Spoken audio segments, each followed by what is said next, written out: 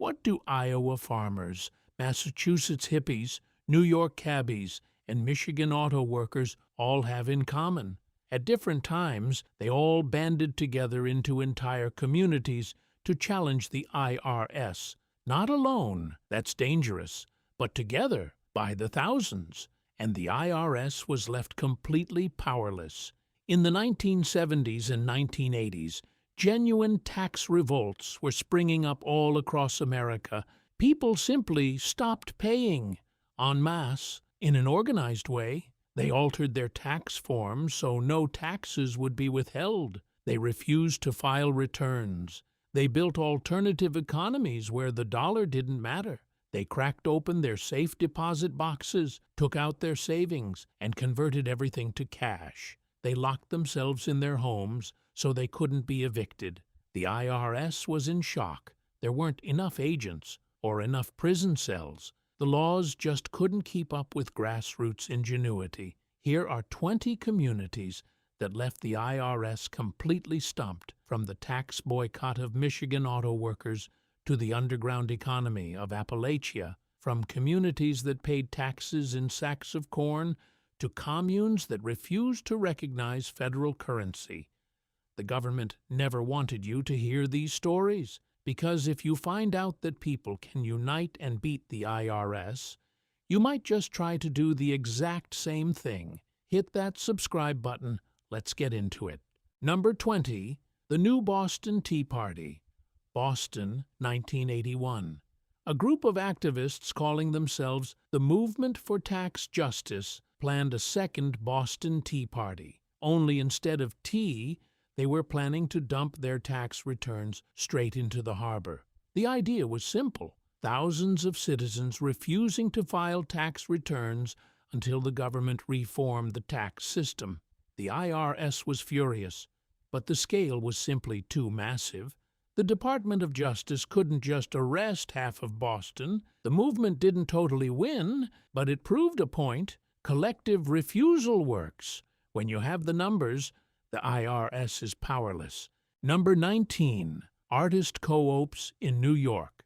In the 1970s, dozens of artists' cooperatives and communes popped up across New York and San Francisco. They lived together, worked together, and shared a single budget. When filing tax returns, they claimed to have no permanent residence and that their income was communal. The IRS couldn't figure out who the money actually belonged to. Agents would walk into a commune, see 10 people crashing on mattresses, ask, "Who's in charge here?" and get the response, "Nobody, we're in anarchy." The IRS would walk away empty-handed. Communal ownership acts like armor that the IRS just can't pierce. If property belongs to the collective, the taxman doesn't know who to hold accountable. Number 18, Chicago cabbies. Chicago cab drivers were the undisputed kings of the shadow economy. The passenger paid in cash. The driver pocketed the money. No receipts, no cards, no paper trail. The IRS knew exactly what was happening, but proving it was nearly impossible. Agents couldn't ride shotgun in every single cab. In the 1980s, the IRS launched Operation Street Patrol. Agents hailed cabs, interviewed passengers, and tried to calculate unofficial income. The results were pathetic. A cabbie fired for tax evasion would just be driving for a different company the very next day. The IRS was losing the battle. Cash is the ultimate defense against the IRS. As long as there's no digital footprint, there are no taxes. And now, stories of how entire communities banded together and mass refused to pay taxes. The IRS was totally shell-shocked because they couldn't arrest everyone. Number 17, Flint Auto Workers, Michigan. Flint, Michigan, 1981. 3,500 workers at a General Motors plant declared a tax boycott. They altered their W-4 forms to claim 99 dependents, which meant absolutely zero taxes would be withheld from their paychecks. The IRS demanded the plant revert to standard withholding. The plant responded, "We're just doing what our employees ask." The workers completely ignored the IRS orders. Organizers rallied the workforce. You shouldn't pay taxes until the government starts spending that money on you instead of on wars. Faced with the prospect of going after thousands of blue-collar workers, the DOJ didn't dare arrest them all. There simply weren't enough jail cells. The IRS backed down. Mass defiance is the one thing the taxman truly fears. Number 16. Elma, Washington. Elma, Washington, a small town where construction workers suddenly refused to pay taxes. Hundreds of blue-collar guys changed their W-4s and stopped paying. The IRS sent agents into the town. They held meetings with the workers, warning them that they were facing prison time. One of the locals looked the IRS right in the eye and said, "We didn't stop paying taxes because we're criminals. We stopped because we don't want to fund your wars. If you lock us all up, who's going to build your roads?" Congress held hearings. Newspapers splashed headlines about the Pacific Northwest Tax Rebellion. Arresting hundreds of people was a logistical nightmare. The IRS retreated. Elma proved that even a tiny town can challenge the system if the people aren't afraid. Number 15. EST followers. Erhard Seminars Training. EST, one of the pioneer personal growth seminars, drew in thousands of followers. EST instructors often worked as independent contractors and utilized highly complex tax schemes. The IRS launched a massive campaign against EST in the late 1970s, claiming that many instructors were hiding their income. Some of them moved to remote communes and simply stopped filing tax returns altogether. The IRS spent years trying to bring them to justice, but the community was incredibly tight-knit. Nobody would testify against their own. The IRS burned through millions of dollars and eventually just gave up. And now, stories of religious communities that refuse to pay taxes based on their deeply held beliefs, and won. Number 14. Quaker communities in Pennsylvania. Quakers have a long-standing tradition of conscientious objection to military service and war taxes. In the 1970s, certain Quaker communities in Pennsylvania organized a collective refusal to pay their taxes. They transferred their funds into communal bank accounts that the IRS couldn't legally seize. Dozens of families in the community stopped filing returns. The IRS arrested a few of the leaders, but the community kept the boycott going. The IRS spent years bogged down in litigation. In the end, the IRS agreed to alternative taxation. The money was transferred to a special account legally restricted from being used for military purposes. The Quakers won. Religious conviction proved stronger than the tax code. Number 13. The Amish of Pennsylvania and Ohio. The Amish do not believe in insurance. They don't pay Social Security taxes, and they don't collect pensions. In 1961, the IRS actually confiscated the draft horses of an Amish man named Valentine Byler. Newspapers ran the headlines, "IRS takes horses from old man." The Amish united. They wrote letters to congressmen. They lobbied for a new law. In 1965, Congress passed a bill permanently exempting the Amish from Social Security taxes. The Amish beat the IRS. No fancy lawyers, no attorneys, just the sheer power of conviction and unity. Religious beliefs, backed by political willpower, can rewrite the tax code. Number 12. Corner and Kaler, Coleraine, Massachusetts. Betsy Corner and Randy Keeler were Quakers and pacifists. They refused to pay taxes in protest against U.S. military spending. In 1989, the IRS seized their home and put it up for auction. Corner and Kaler flat out refused to leave. Supporters organized a 24/7 watch around the property. Activists physically blocked the front doors. U.S. Marshals showed up, saw the massive crowd, and left empty-handed. The IRS demanded everyone be arrested, but arresting 50 people just for defending someone else's house Local authorities refused. The standoff grabbed national media attention. The IRS looked like the bad guy. After that, the IRS never tried to evict the family again. If your cause is just and you have the backing of your community, the IRS will back down. Next up, stories of communities that literally minted their own money. The IRS was absolutely furious because they couldn't track a single transaction. Number 11. Towns with local currencies. In the 1970s, dozens of local currencies were circulating in the U.S. In Ithaca, New York, they had Ithaca hours, where an hour of labor was the unit of exchange. In California, Berkeley barter bucks. In New Mexico, Taos trade tokens. People were trading goods and services without ever touching a dollar. Taxes on barter? The IRS had no way to collect them. How do you assess the taxable value of an hour of yard work? How do you even prove the barter took place? Agents tried to infiltrate these systems, but they were far too insular. Local currencies were a massive headache for the IRS. Alternative money is a surefire way to slip out from under the IRS's thumb. Number 10. Libertarian communities in the Pacific Northwest. In the 1970s, free communities of libertarians were sprouting up all over the Pacific Northwest: Oregon, Washington, Idaho. They fundamentally believed the government had no legal right to tax them.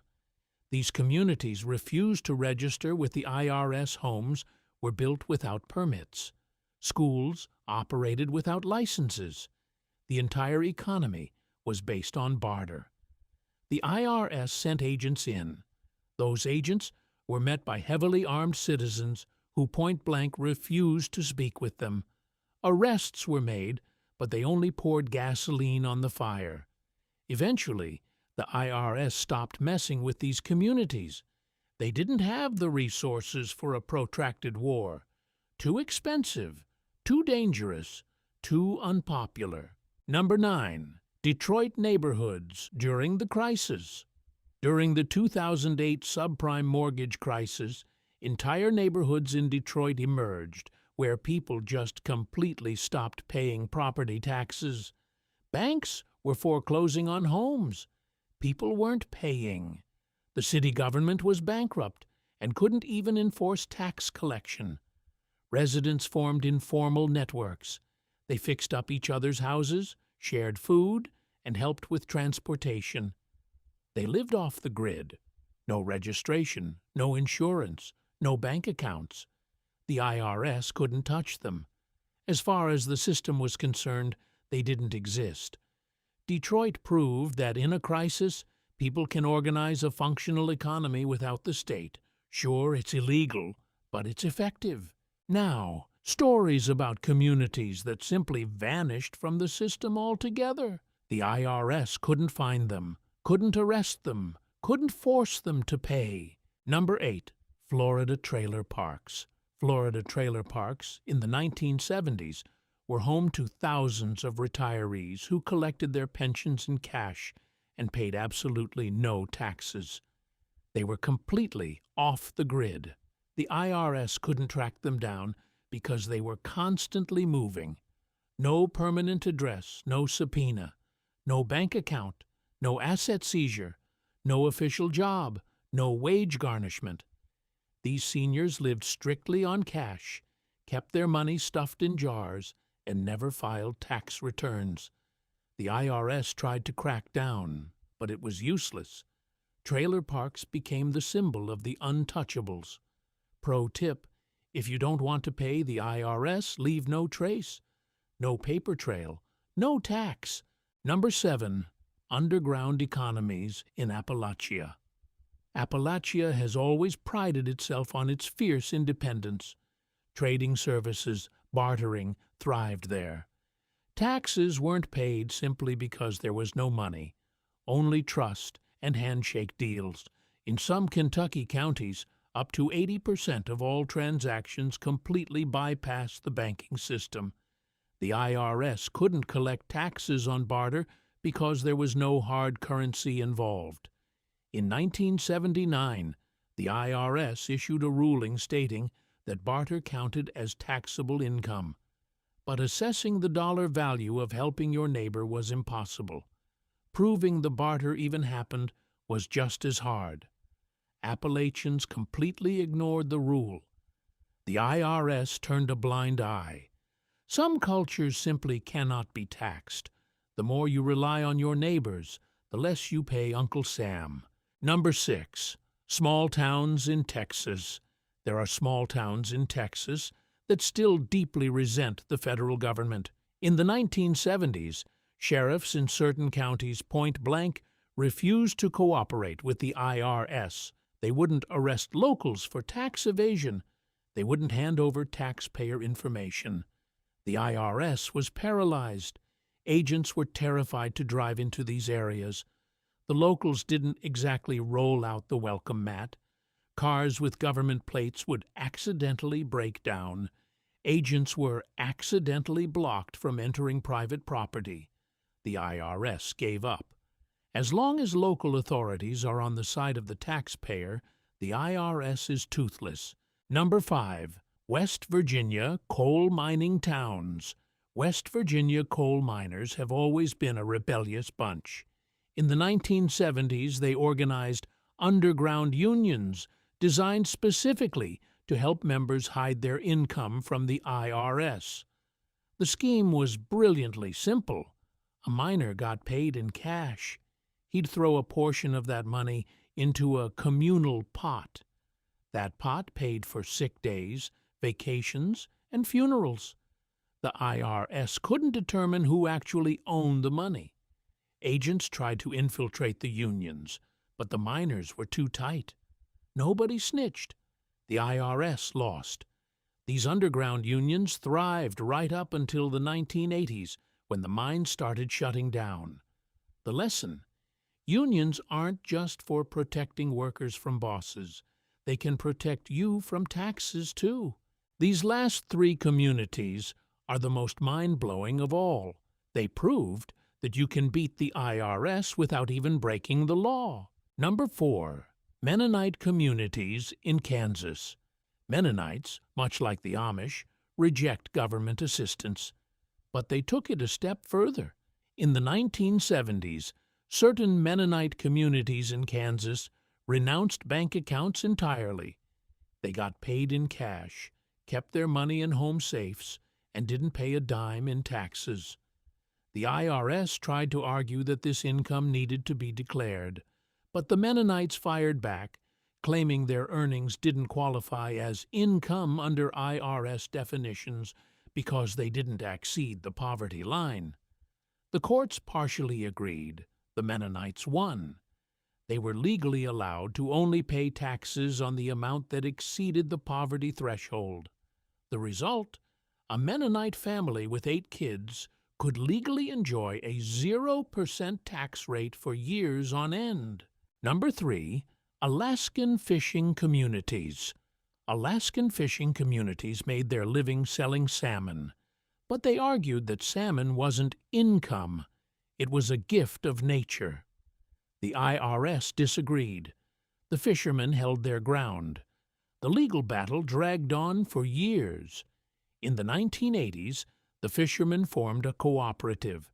The co-op sold the fish and distributed the earnings back to its members as subsistence dividends. The tax rate on those dividends was significantly lower.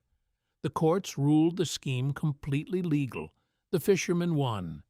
They still pay taxes, but at a drastically slashed rate. The lesson: call things by their right names.